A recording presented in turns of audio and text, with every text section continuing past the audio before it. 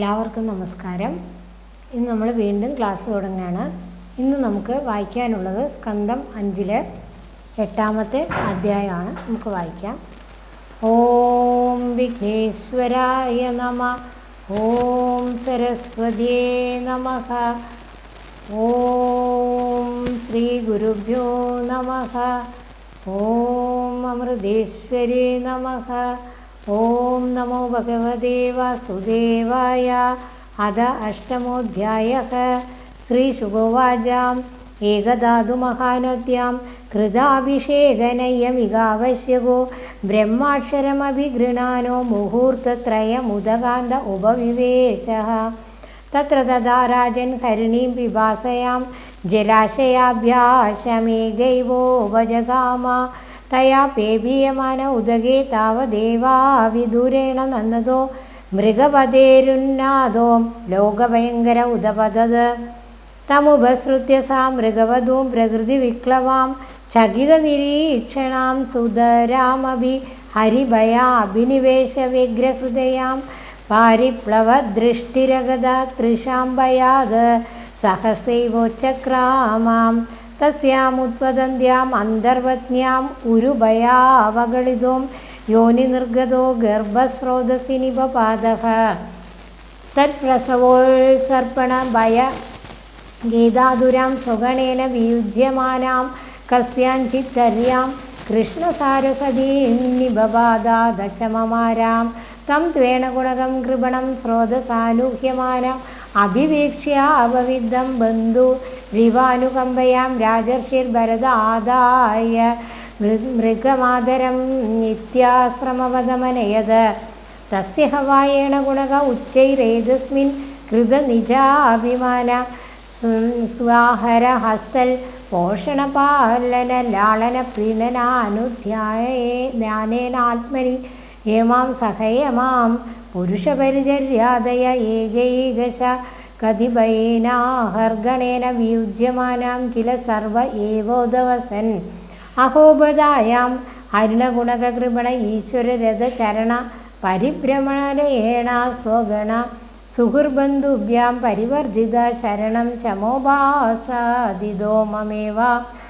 മാതാപിതരൗ ഭ്രാതൃജ്ഞാതീൻ യൗതികാം ശൈവോഭേയായം നാന്യം കഞ്ചന വേദമയ്യതി വിശ്രബ്ദശ്ചാദയേവ മയാ മത്പരായണസ്യ പോഷണപാലന പ്രീണനലാളനാമനസൂയൂനാനുഷ്ഠേയം ശരണ്യോപേക്ഷാം ദോഷവിദുഷാം നൂനം ഹ്യാരോ സാധവ ഉപശമീലാം കൃപണസുഹൃദയേവം വിദാർത്തേം സ്വാർത്ഥാനാഭ്യമി ഗുരുതരാനുപേക്ഷന്തേ.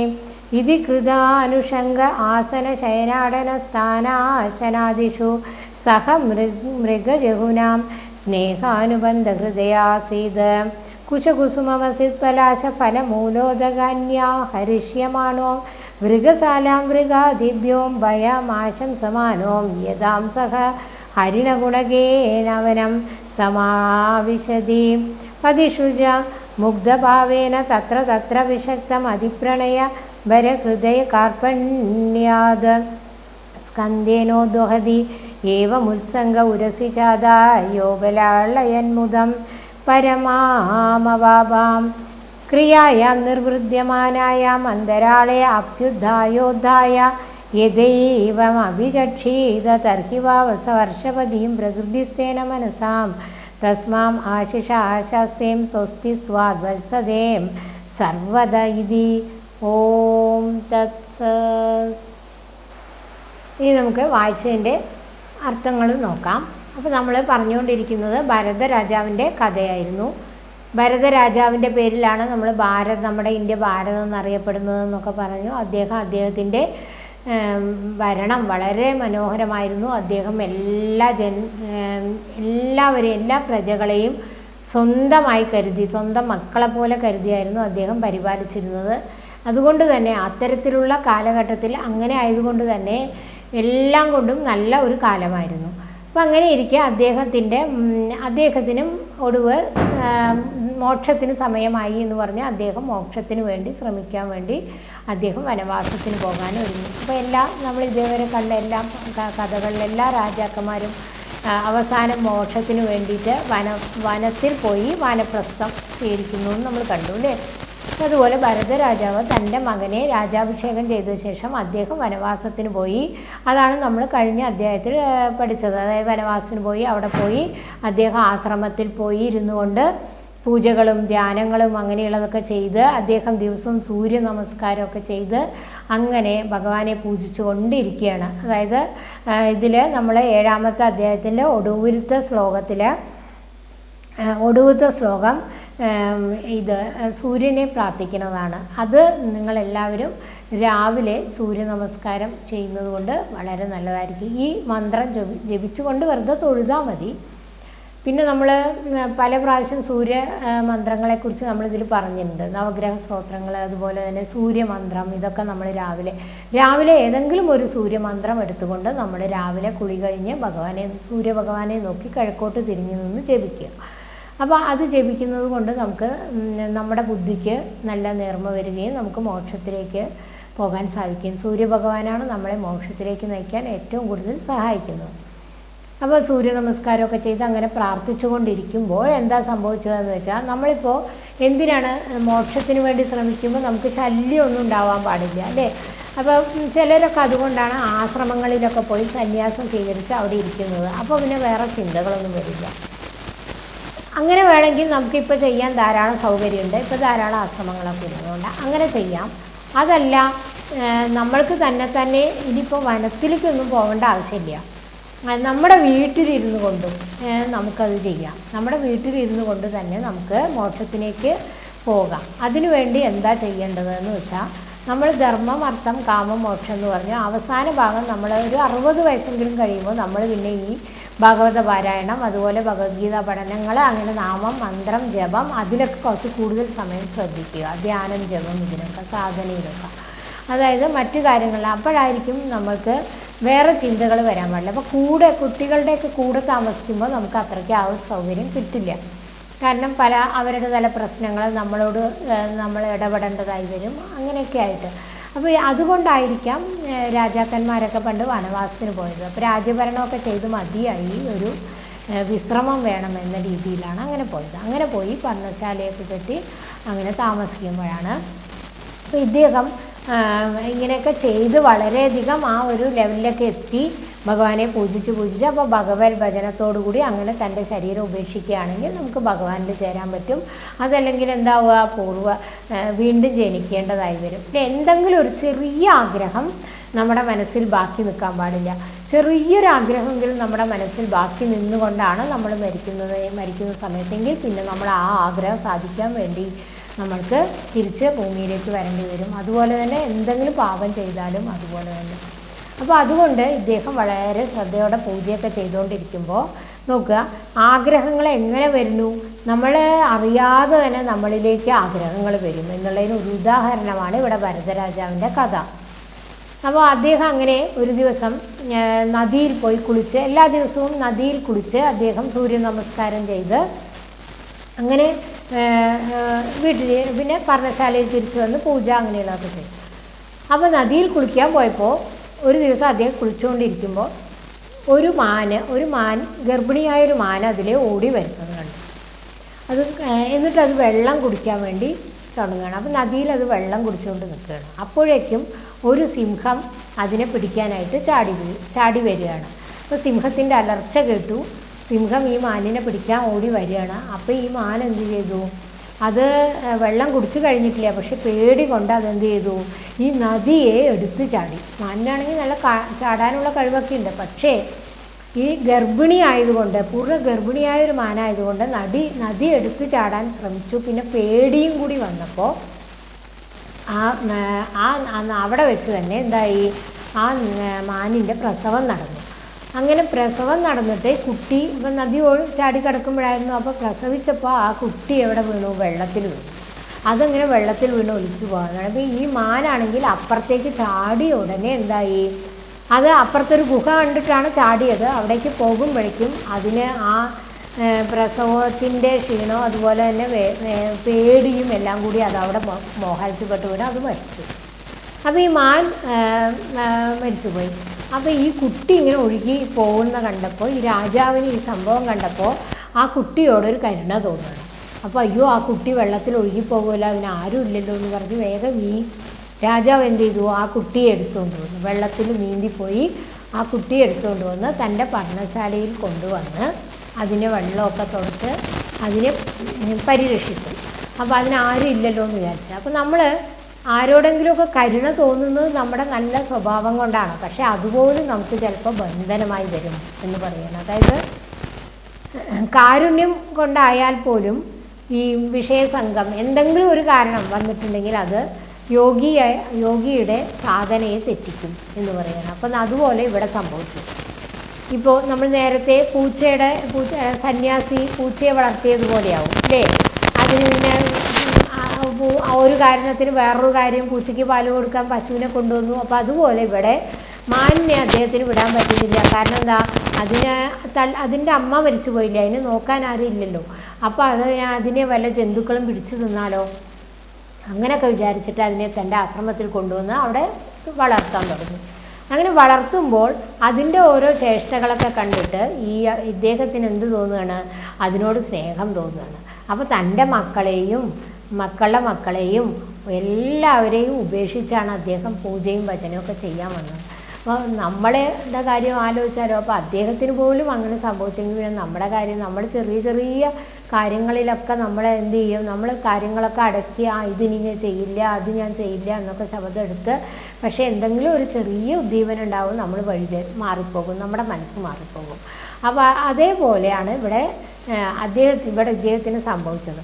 അതായത് ആർക്കും, ശിവന് പോലും തൻ്റെ തപസ് അല്ലെ മോഹിനിയെ കണ്ടപ്പോൾ, പരമശിവന് മോഹിനിയെ കണ്ടപ്പോൾ തപസ് ഇളകി എന്ന് പറയുന്നില്ലേ. അതായത് ആ കഥ എല്ലാവർക്കും അറിയാവുന്നതാണല്ലോ അല്ലേ. ദേവന്മാരും അസുരന്മാരും കൂടി അമൃത് കടഞ്ഞപ്പോൾ ഈ ദേവന്മാർക്കാണ് അമൃത് കിട്ടേണ്ടത്. പക്ഷേ അസുരന്മാരത് തട്ടിക്കൊണ്ടുപോയി.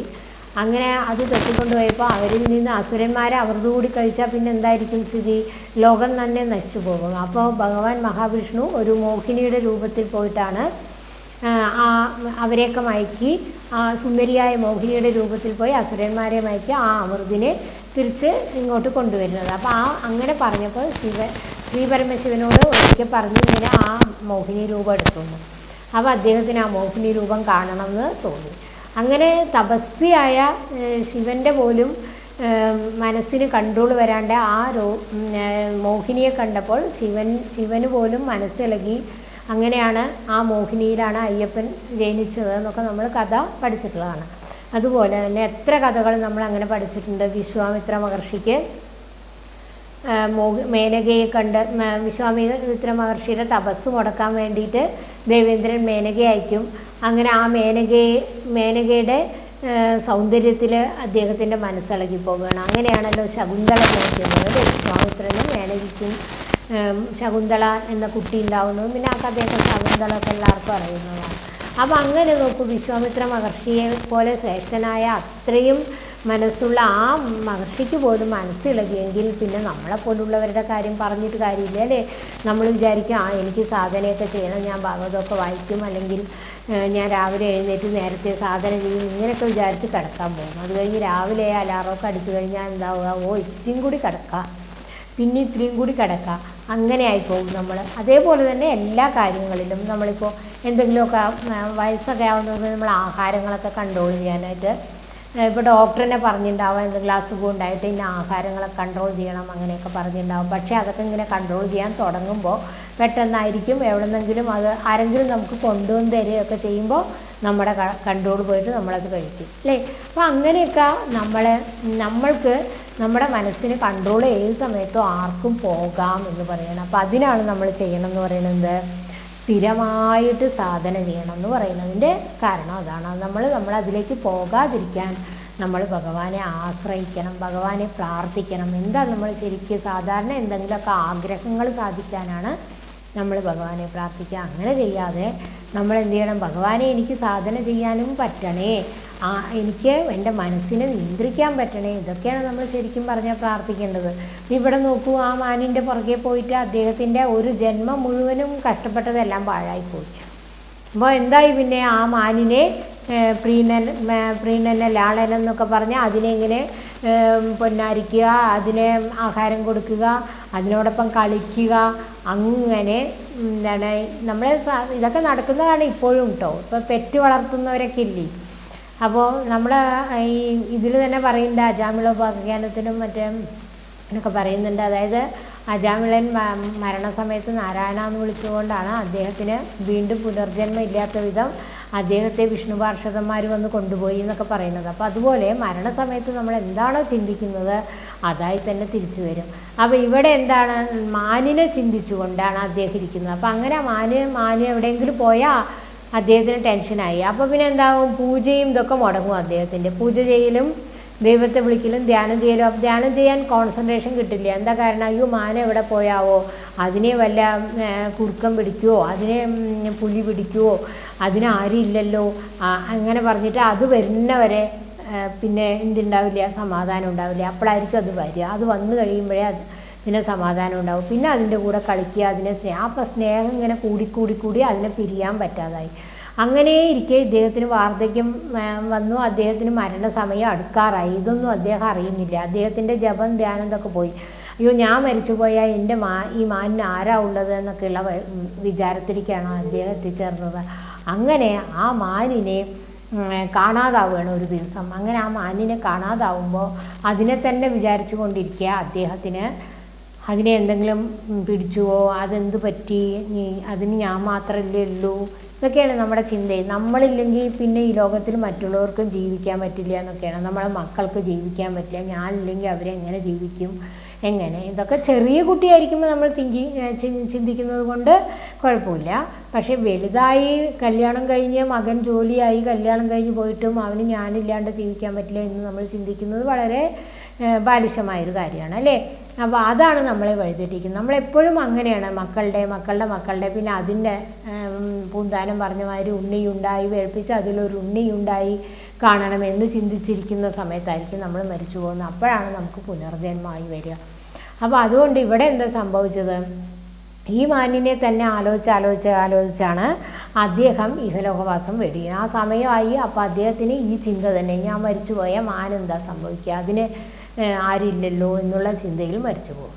അങ്ങനെ അദ്ദേഹം ആ ചിന്തയിൽ മരിച്ചു പോയത് കൊണ്ട് അദ്ദേഹത്തിന് എന്തായി, ഇത്രയും അദ്ദേഹം കഷ്ടപ്പെട്ടതൊക്കെ വെറുതെ ആയി. കാരണം തൻ്റെ മകനെയും മക്കളെയും എല്ലാം ഉപേക്ഷിച്ചാണ് അദ്ദേഹം പർണശാലയിൽ വന്ന് താമസിച്ചത്. കാട്ടിൽ വന്ന് പർണശാല കെട്ടി താമസിച്ച് ഇത്രയും പൂജയും ഭജനയും എല്ലാം ചെയ്തിട്ടും അദ്ദേഹത്തിന് ആ മാനിനോട് വന്നൊരു സ്നേഹം കൊണ്ട്, ഒരു നിമിഷം നേരം കൊണ്ട് നമ്മുടെ ശ്രദ്ധ പാളിപ്പോയാൽ പിന്നെ നമുക്ക് ഒന്നും ചെയ്യാൻ പറ്റില്ല എന്നുള്ളതാണ്. അപ്പം അങ്ങനെ ആ മാനിനോടുള്ള സ്നേഹം കൊണ്ട് അദ്ദേഹത്തിൻ്റെ മരണശേഷം അദ്ദേഹം വീണ്ടും എന്തായി മാറി, ഒരു മാനായിട്ട് പുനർജനിക്കുന്നു. നോക്കൂ, അപ്പോൾ നമ്മൾ എത്രമാത്രം ഇതൊക്കെ ശ്രദ്ധിച്ചിരിക്കേണ്ടതാണ് അല്ലേ. നമ്മൾ പെറ്റിനെയൊക്കെ വളർത്തുമ്പോൾ ഇപ്പോഴൊക്കെ, മുമ്പൊക്കെ നമ്മൾ പശുവിനെയൊക്കെയാണ് വളർത്തിയിട്ടുണ്ടായിരുന്നത്. പണ്ടൊക്കെ നമ്മുടെ വീടുകളുടെ മുന്നിലൊക്കെ ഒരു പശുത്തൊഴുത്ത് ഉണ്ടാകുക എന്ന് പറഞ്ഞാൽ അതൊരു വലിയ അഭിമാനമായിട്ടാണ് എല്ലാവരും കരുതിയിരുന്നത്. ഇപ്പം അങ്ങനെയല്ല അല്ലേ. ഇപ്പം വീടിൻ്റെ മുന്നിൽ ഒരു നായ ഉണ്ടാവും, എല്ലാവർക്കും നായിനെ കെട്ടിയിട്ടുണ്ടാവും.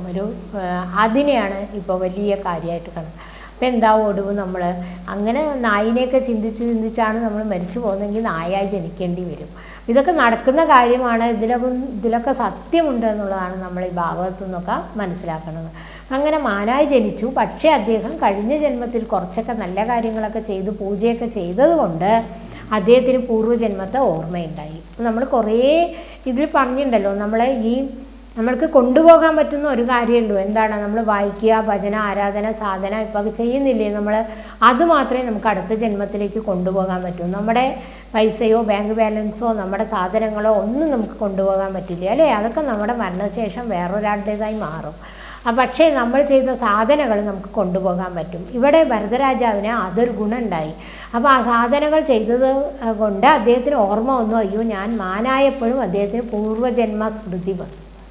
നമ്മൾ ധ്യാനമൊക്കെ ചെയ്താൽ നമുക്ക് പൂർവ്വജന്മ മുഴുവനും ഓർമ്മിക്കാൻ പറ്റും. അങ്ങനെയാണ് യോഗികൾ പറയുന്നത്. നമ്മൾ ആ ലെവലിൽ എത്തിയാലേ നമുക്കതൊക്കെ മനസ്സിലാവുള്ളൂ. അപ്പോൾ അങ്ങനെ ഇദ്ദേഹത്തിന് പൂർവ്വജന്മത്തിന് സ്മൃതി ഉണ്ടായി. കാരണം അദ്ദേഹം അത്രയ്ക്കും പൂജകളും ധ്യാനവും ഒക്കെ ചെയ്ത ആളായതുകൊണ്ട് അപ്പോൾ അദ്ദേഹത്തിന് ഒരു നഷ്ടബോധം വന്നു. ഞാൻ ഇത്രയൊക്കെ കഷ്ടപ്പെട്ട് പൂജയും ആരാധനയും എല്ലാം ചെയ്തിട്ട് ഒരു നിമിഷത്തെ കാര്യം കൊണ്ട് എനിക്ക് മാനായി ജനിക്കേണ്ടി വന്നല്ലോ എന്നുള്ള ആ ഒരു വലിയ നിരാശ കൊണ്ട് അദ്ദേഹം എന്ത് ചെയ്തു, പിന്നെ ഒരു ആശ്രമത്തിൽ പോയി. തൻ്റെ കുടുംബത്തെയും അമ്മ അച്ഛൻ അങ്ങനെയുള്ളവരെയൊക്കെ വിട്ട്, തൻ്റെ കൂട്ടത്തിൽ നിന്നും വിട്ട് ആ മാൻ ഒരു ആശ്രമത്തിൽ പോയി. പുലസ്ത്യ ആശ്രമത്തിൽ, അങ്ങനെ ഒരു പുലക്കൻ പുലസ്ത്യൻ അവരുടെയൊക്കെ ആശ്രമങ്ങളുണ്ടല്ലോ, അതിലൊരു ആശ്രമത്തിൽ പോയി ഈ ഉണങ്ങിയ ഇലകൾ മാത്രം ഭക്ഷിച്ച് അങ്ങനെ ആ മാനാകുന്ന ജന്മത്തിനെ തരണം ചെയ്യുകയാണ്. അങ്ങനെ മാനായിട്ട് അവിടെ ഇരുന്നു കൊണ്ടും ആ പൂർവ്വജന്മ സ്മൃതിയിൽ അതെല്ലാം ഓർത്തുകൊണ്ട് പിന്നെ എന്ത് ചെയ്തു, പിന്നെ ആ ഭജനം പൂജനം ഒക്കെ ചെയ്ത് ആ ആശ്രമത്തിൽ നിന്നുകൊണ്ട് ആ മൃഗശരീരത്തെ മരണസമയമായ, മൃഗങ്ങൾക്കൊക്കെ മരണസമയമായ അറിയാൻ പറ്റുമെന്ന് പറയുന്നത്. അപ്പം അങ്ങനെ അവർ ആ മരണസമയം അടുത്തു എന്ന് പറഞ്ഞപ്പോൾ ഈ മൃഗശരീരത്തെ ത്യജിക്കാൻ വേണ്ടി ഒരു പുഴയിലിറങ്ങി നിൽക്കുകയും അങ്ങനെ ആ മൃഗശരീരത്തെ ത്യജിക്കുകയും അതിനുശേഷം അദ്ദേഹത്തിന് ആ പൂജയൊക്കെ ചെയ്തതിൻ്റെ പുണ്യം കൊണ്ട് വീണ്ടും ഒരു നല്ല ജന്മം കിട്ടുകയാണ്. എന്നിട്ട് ഇനി അതാണ് പറയുന്നത്, മനുഷ്യജന്മം കിട്ടിയാലേ നമുക്ക് നമ്മളുടെ പുനർജന്മം ഇല്ലാതാക്കാനുള്ള ആ മോക്ഷത്തിന് വേണ്ടിയുള്ള കാര്യങ്ങൾ ചെയ്യാൻ പറ്റുള്ളൂ. അപ്പോൾ ഇവിടെ എന്ത് സംഭവിച്ചു, ആ മാനിൻ്റെ ശരീരം ഉപേക്ഷിച്ചപ്പോൾ വീണ്ടും ഒരു ബ്രാഹ്മണനായിട്ട് ഈ രാജാവ് ജനിക്കുന്നു. അപ്പോൾ അതാണ് നമുക്കിനി അടുത്തതിൽ പറയാനുള്ളത്. അദ്ദേഹത്തിൻ്റെ ജനനത്തെക്കുറിച്ചാണ്. വീണ്ടും ജനിച്ച് ഒരു ജഡഭരതനായി ജനിച്ച് പിന്നെ വീണ്ടും അദ്ദേഹത്തിന് മോക്ഷം കിട്ടുന്നു. അപ്പോൾ ഇത്രയേ ഉള്ളൂ നമ്മൾ ഇന്ന് വായിച്ചതിൻ്റെ